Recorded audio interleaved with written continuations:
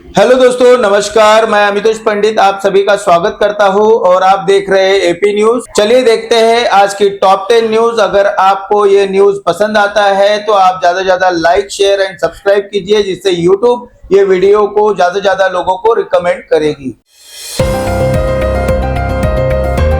भिवंडी निजामपुर शहर महानगर पालिका की आगामी सार्वत्रिक चुनाव प्रक्रिया 2025-26 के तहत Bhiwandi Nizampur city municipal corporation में सभी राजनीतिक दलों की संयुक्त बैठक आयोजित की गई, जिसकी अध्यक्षता मनपा प्रशासक व आयुक्त तथा चुनाव अधिकारी अनमोल सागर ने की।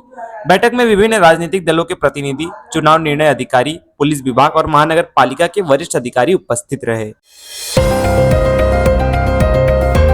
भिवंडी में पावरलूम फैक्ट्री से लाखों रुपए का कपड़ा चोरी। भिवंडी शहर के कारगिल कंपाउंड इलाके में स्थित पावर फैक्ट्री पाकिजा टेक्सटाइल में अज्ञात चोरों ने चोरी की बड़ी वारदात को अंजाम देते हुए करीब 1,15,000 रुपए का मूल्य का तैयार कपड़ा चुरा लिया। यह चोरी 19 दिसंबर की शाम करीब 6:30 बजे फैक्ट्री के पिछले दरवाजे से की गई, जिसका खुलासा 20 दिसंबर की सुबह फैक्ट्री खुलने के बाद हुआ।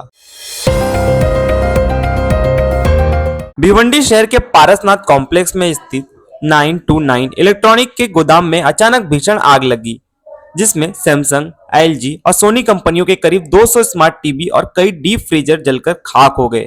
आग की सूचना मिलते ही भिवंडी अग्निशमन दल की कई गाड़ियां मौके पर पहुंची और कड़ी मशक्कत के बाद आग पर काबू पाया। राहत की बात यह रही कि इस घटना में कोई हताहत नहीं हुआ, हालांकि लाखों रुपए के नुकसान का अनुमान है। भिवंडी के राजनौली गांव के गेट के पास ऑटो रिक्शा खड़ा करने हुए विवाद में एक रिक्शा चालक के साथ मारपीट का मामला सामने आया। पीड़ित विश्वास ढूंढा मात्रे की शिकायत पर कोनगांव पुलिस स्टेशन में आरोपी योगेश नामदेव पाटिल सहित 4 अज्ञात लोगों के खिलाफ मामला दर्ज किया गया है। आरोपी की गाली गलौज के बाद आरोपियों ने पीड़ित को जमीन पर गिराकर लात घूंसे मारे और हेलमेट से सिर पर वार कर घायल किया। समाजवादी पार्टी के राष्ट्रीय अध्यक्ष अखिलेश यादव ने उत्तर प्रदेश में मिलिट्री स्कूलों की संख्या बढ़ाने की मांग की है। उन्होंने कहा कि यूपी जैसे बड़े राज्य में एक भी मिलिट्री स्कूल नहीं है, जो चिंताजनक है। अखिलेश यादव ने लखनऊ, इटावा, कन्नौज और बनारस जैसे प्रमुख शहरों में मिलिट्री स्कूल स्थापित करने की आवश्यकता पर जोर देते हुए कहा कि इससे युवाओं को रक्षा सेवाओं की बेहतर तैयारी का अवसर मिलेगा।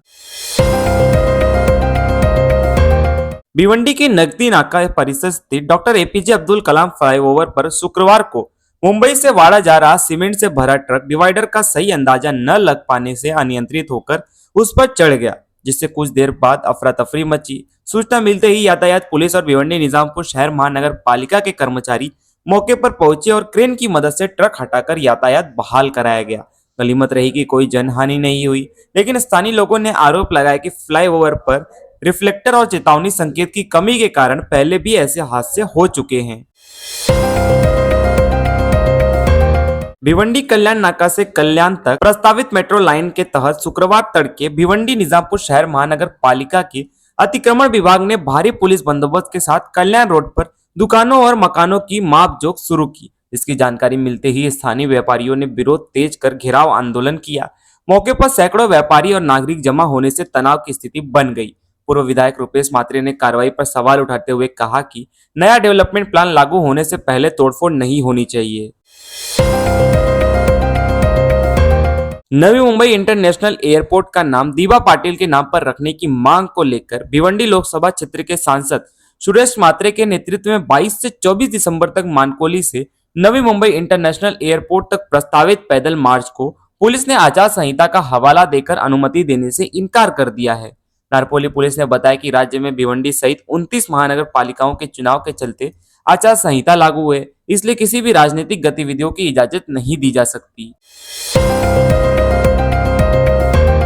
जम्मू कश्मीर के पुंछ जिले के दुर्गियन गांव में ठंड बढ़ने के साथ भारतीय सेना के रोमियो फोर्स और 16 राष्ट्रीय राइफल्स ने घर घर जाकर स्थानीय लोगों को चिकित्सीय सहायता उपलब्ध कराने का अभियान चलाया। इस अभियान के तहत ग्रामीणों की स्वास्थ्य जांच की गई और जरूरी दवाइयां वितरित की गई, जिससे कड़ाके की सर्दी से लोगों में राहत मिली और सेना की जनसेवा की भूमिका एक बार फिर सामने आई। महाराष्ट्र के मुख्यमंत्री देवेंद्र फडणवीस नागपुर में आयोजित jewels of LIT and youth icon awards समारोह में शामिल हुए, जहां उन्होंने LIT के पूर्व छात्रों और युवा उपलब्धि हासिल करने वालों को सम्मानित किया।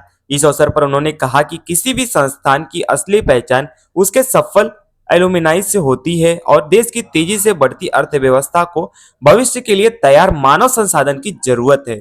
मुख्यमंत्री ने बताया कि शैक्षणिक गुणवत्ता बढ़ाने के लिए राज्य सरकार ने Lakshmi Narayan institute of technology को स्वायत्तता दी है, जिससे वैश्विक स्तर की पेशेवर तैयार होंगे।